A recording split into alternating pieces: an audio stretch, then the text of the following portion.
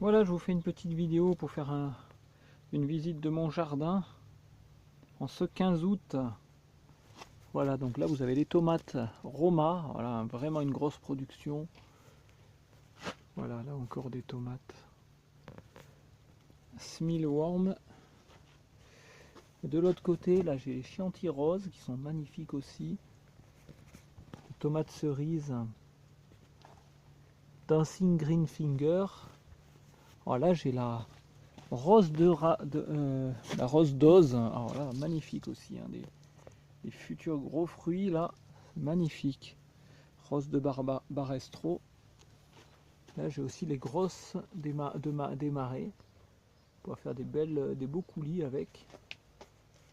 Ah, il y a une visite des chenilles. Là j'en trouve plusieurs, hein, des chenilles qui attaquent mes tomates. C'est pas marrant ça.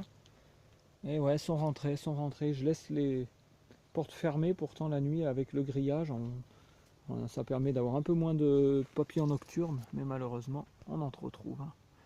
Là c'est la 2 Barréo qui est géante, c'est des plants géants, hein, qui peuvent monter à 3-5 mètres de haut même.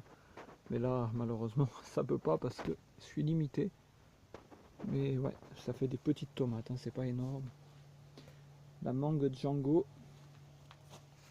Voilà, je vais passer rapidement, je peux pas vous présenter toutes les tomates. Ouh là là, là, il y a eu une attaque d'oiseaux. Les oiseaux attaquent les tomates. On voit clairement. Il va falloir vite la manger celle-ci.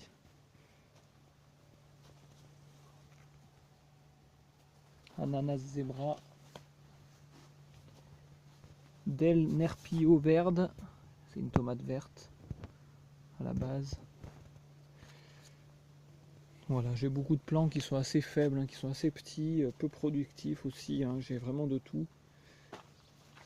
Après, j'ai pas un super terrain non plus, donc j'arrête de tailler là parce que pour protéger les fortes chaleurs, en fait, je me dis que les feuilles, ça doit protéger un peu les fleurs et ça permet d'avoir plus de rendement au final cette année.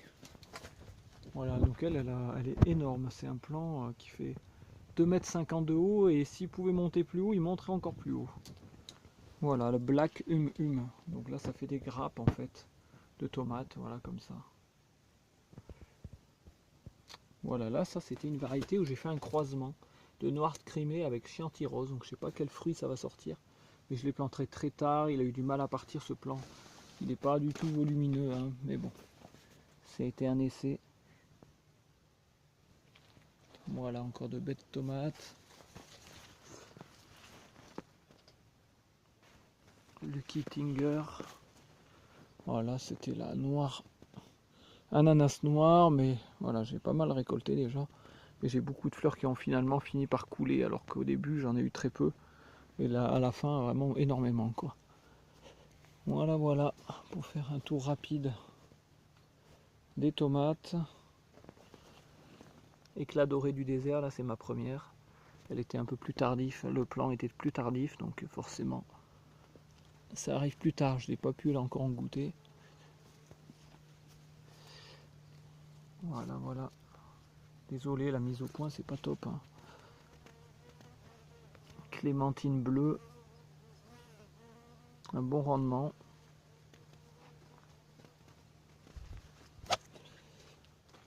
Voilà, voilà. Et une petite tour dehors pour vous faire voir la différence. Les concombres qui commencent à se terminer, mais on en trouve encore, on en trouve hein, qui se forment. Alors les tomates dehors, c'est pas mal, pas mal. Un bon rendement, là j'en ai déjà ramassé beaucoup, mais il y en a encore. Désolé, je suis un peu... Voilà, donc là j'ai gardé les feuilles aussi, hein, j'ai quasiment pas taillé. Pour protéger de la chaleur. Il y a un gros rendement dehors, hein, c'est impressionnant quand même. Le rendement qu'il peut y avoir, surtout sur les Roma, les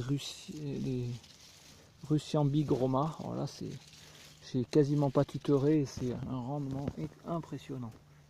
Voilà, par vous-même, regardez par vous-même. Donc là, c'est au milieu des œillets d'Inde, en même temps, ça les protège un peu. Ça les maintient. J'ai même pas taillé du tout. J'ai pas taillé, tutoré ce plan. Et ni taillé quasiment pas.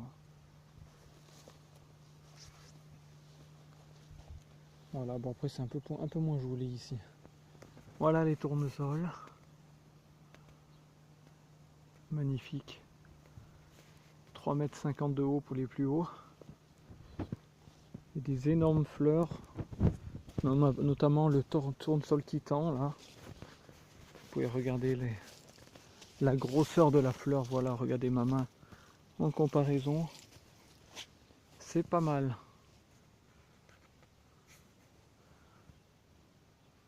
C'est magnifique. Voilà, j'ai dû les tutorer avec des cordes, vous voyez tout le long. Et j'ai même dû tutorer par l'arrière parce qu'ils commencent à basculer certains. Et ça fait du poids tout ça. Moi j'ai des magnifiques fleurs aussi. Là c'est une variété d'immortelles.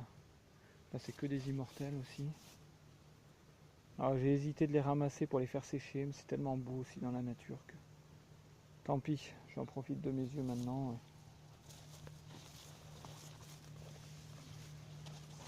Voilà, les rudbeckias se terminent, hein, mais on en aura profité longtemps.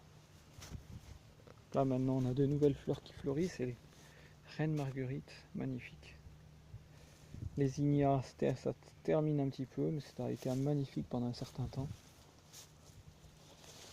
Voilà, les haricots c'est terminé, j'en garde juste quelques-uns pour récupérer des graines. Voilà, là c'est juste 2 plants d'œillets d'Inde, hein. Vous voyez la grosseur, c'est assez incroyable. Les tournesols, là, tournesol mexicain. Voilà, c'est des coréopsis là-bas qui refleurissent une deuxième fois. Voilà, et quelques fleurs encore là-bas derrière. Voilà, j'ai fait un genre de rocaille. Alors là, il y a des bêtes qui grattent la terre. Je pense que c'est des oiseaux.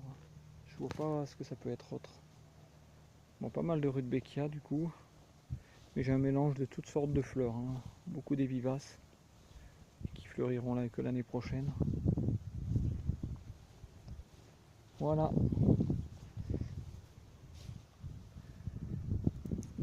Allez, je vous laisse.